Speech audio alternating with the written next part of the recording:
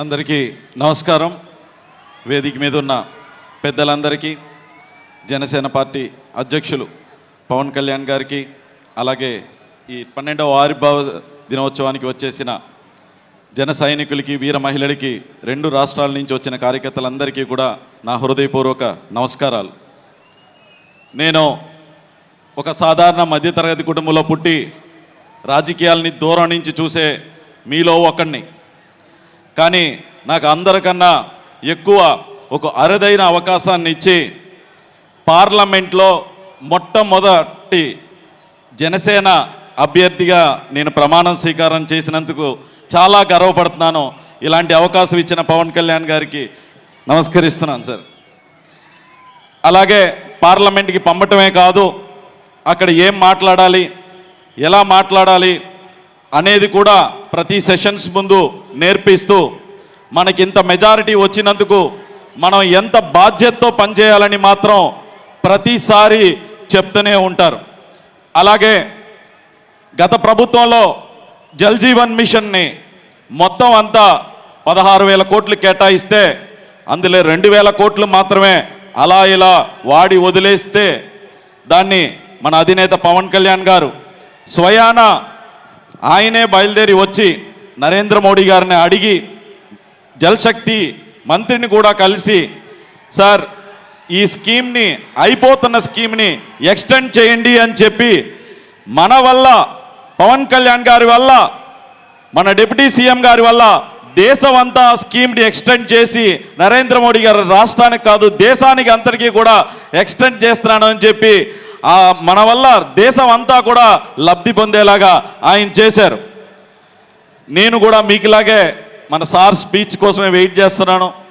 So దానికోసం ఎక్కువసేపు మాట్లాడకుండా ఇప్పటం స్టేజ్ మీద మన అధినేతను చూశాను. ఒక వేటకెళ్తున్న సింహంలా కనిపించారు.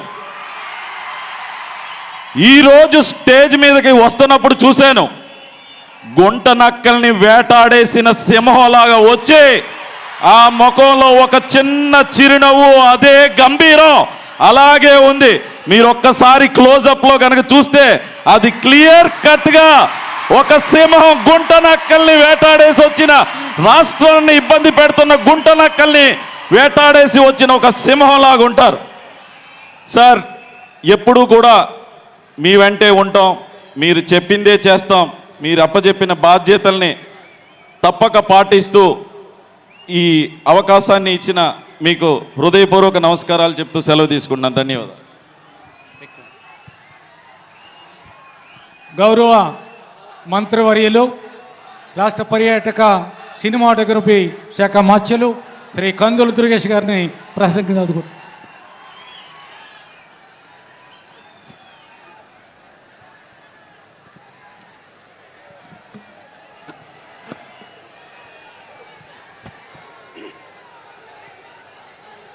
పేదవాడి కంట కన్నీరు తుడవటమే లక్ష్యంగా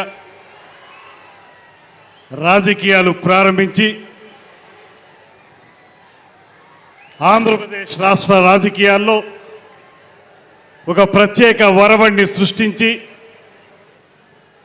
రాజకీయాలనేవి నాయకుల అధికారం కోసం కాదు, సామాన్య ప్రజానీకాన్ని అందలం మీద కూర్చోపెట్టాలనేటువంటి ఆలోచనకి స్ఫూర్తినిచ్చి రమారమి 11 సంవత్సరాల పాటు అవిశ్రాంతంగా రాజకీయ పోరాటం చేసి ఈ రాష్ట్రంలో ఒక కూటమి ప్రభుత్వం ఏర్పడడానికి, కూటమికి రూపకల్పన జరగడానికి కీలకమైన వ్యక్తిగా కేవలం యావత్ ఆంధ్రదేశంలో మాత్రమే కాదు, ప్రపంచ రాజకీయ చరిత్రలోనే తనకంటూ ఒక ప్రత్యేకమైనటువంటి ముద్ర ఏర్పరచుకున్నటువంటి పెద్దలు, మనందరి నాయకులు, జనసేన పార్టీ అధ్యక్షులు, ఇవాళ ఈ రాష్ట్ర ఉప ముఖ్యమంత్రి, రాజకీయాలకి కొత్త నిర్వచనం చెప్పినటువంటి